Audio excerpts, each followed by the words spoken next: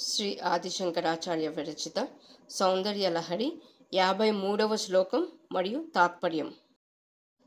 విభక్తత్రైవణ్యం వ్యతికరితలీలాంజనతయా విభాతి త్వన్నేత్రత్రితయమిదమీశానదయితే పునః స్రష్టుం దేవాన్ ద్రుహిణ హరిరుద్రానుపరతాన్ రజః సత్వం బిభ్రత్తమ ఇతి గుణానాం త్రియమివ. ఈశ్వరుని ప్రియురాల, నీ ఈ 3 నేత్రములు అలంకారపు కాటుక కలవి అయి వేర్వేరుగా స్పష్టముగా గోచరిస్తున్న తెలుపు, ఎరుపు, నలుపు రంగులతో నున్నవి.